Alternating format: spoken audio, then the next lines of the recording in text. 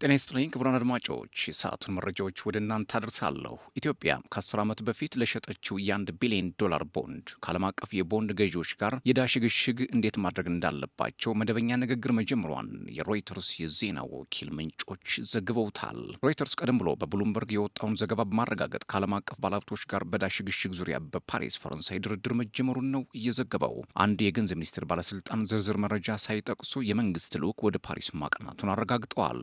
ቦንድ አበዳሪዎች ጋር የተያዙ አንዳንድ ስብሰባዎች ነበሩ ሲሉ ለሮይተርስ የተናገሩት ምንጩ የስብሰባዎቹ ውጤት መጨረሻ ላይ የሚገለጽ እንደሆነ በመጠቆም ስምምነት ላይ ግን እንዳልተደረሰ ነው ያሳሰቡት። አዲሱ የብሔራዊ ባንክ ገዢ ዶክተር ኢዮብ ተካልኝ አስተያየት እንዲሰጡ ተጠይቀው ምላሽ አልሰጡም። የቦንድ አበዳሪ ኮሚቴ ተወካዮችም እንዲሁ ምላሽ አልሰጡም። ለመሰረተ ልማት ግንባታዎች እንደሚውል የተነገረለት የቦንድ ሽያጭ በ10 ዓመታት ተመልሶ የሚከፈልና የ6.625 በመቶ ወለድ ያለው መሆኑ በወቅቱ ተነግሮ ነበር።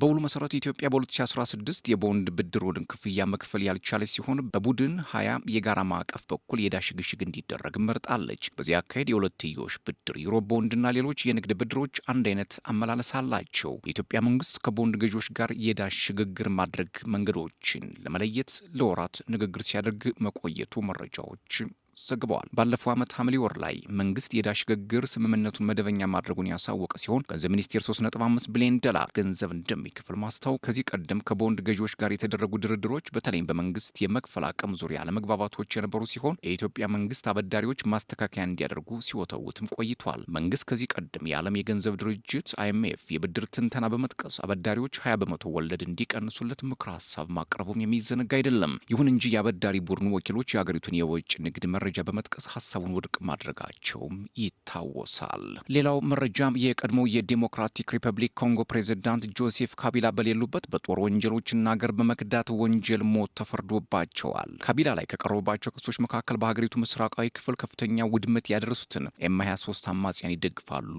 የሚል ይገኝበታል። ዓርብ ዕለት የሀገሪቱ ወታደራዊ ፍርድ ቤት በሀገር ክህደት፣ በሰብአዊነት ላይ በተፈጸመ ወንጀል እንዲሁም ግድያም፣ የወሲብ ጥቃት፣ ማሰቃየትና ማመፅን ጨምሮ በተፈጸሙ የጦር ወንጀሎች ጥፋተኛ ናቸው ብለዋል።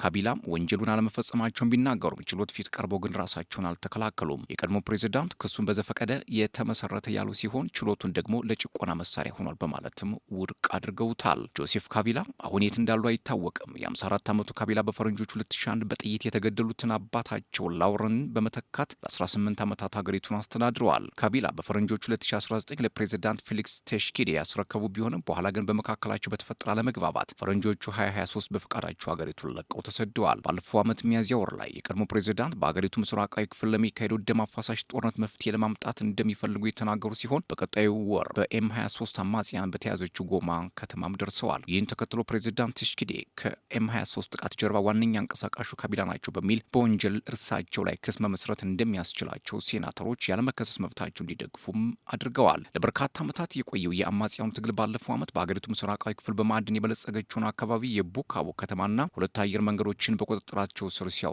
ተባብሶም ቀጥሏል። የመንግስታቱ ድርጅትና የምዕራባውያን ሀገራት አማጽያኑን በመደገፍ እንዲሁም በሺዎች የሚቆጠሩ ወታደሮችን ወደ ኮንጎ በመላክ ጎረቤት ሩዋንዳን ይከሳሉ። ኪጋሊ እጅ የለበትም ብላ በመካድ ግጭቱ ግዛቷን አልፎ እንዳይስፋፋ የመከላከል ስራ እየሰራች መሆኑን ተናግራለች። ባለፈው ሐምሌ ወር በአማጽያኑና በመንግስት መካከል የተኩስ አቁም ስምምነት ቢፈረምም ግጭቱ ግን ቀጥሏል። ሌላው መረጃ አንድ ከፍተኛ የሐማስ ባለስልጣን የዶናልድ ትራምፕ የጋዛ የሰላም እቅድ የእስራኤልን ፍላጎት የሚጠቅምና የፍልስጤምን ህዝብ ፍላጎት ችላ ያለ በመሆኑ ላይቀበለው እንደሚችል ገልጿል።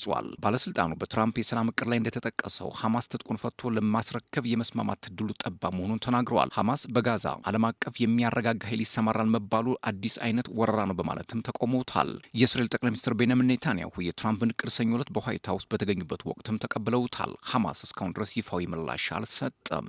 ሌላው መረጃ የኳተር ውጭ ጉዳይ ሚኒስትር ሐማስ በዋይት ሀውስ የቀረበውን ምክረ ሀሳብ ኃላፊነት በተሞላበት ሁኔታ እየተመለከተው ነው ሲሉ ተደምጠዋል። ስለ ሐማስ ድርድር እውቀቱ ያላቸው የፍልስጤን ባለስልጣን እንደተናገሩት ቡድኑ በጋዛና በሌላ አካባቢ የሚገኙ አመራሮቹን ማሳተፉንም ተናግረዋል። በቅርቡ ከጋዛ ውጭ ያሉ የሐማስ ባለስልጣናት ታጋቾች ላይ ቀጥተኛ ቁጥጥር ስለሌላቸው ከሚደረጉ ውይይቶች ገለል ተደርገውም ነበር። በርካታ ቀናትን ይወስዳሉ ተብሎ የሚጠበቀው የሐማስ ድርድር ሌሎች የፍልስጤም አንጃዎችንም አካቷል ነው የተባለው። በመስከረም 26ቱ ጥቃት ላይ የተሳተፈውና የተወሰኑ የእስራኤል ታጋቾችን ይዞ የነበረው የፍልስጤም እስላማዊ ጅሃድ በመባል የሚታወቀው ታጣቂ ቡድን እቅዱን ማክሰኞ ዕለት ውድቅ አድርገውታል። ክቡራትና ክቡራን ሰዓቱ የነበረኝ አጭር መረጃ ይሄን ይመስል ነበር። ሰብስክራይብ፣ ላይክ፣ ሼር፣ ኮሜንት እያደረጋችሁ ቤተሰብ ሁኑ። ሰላም።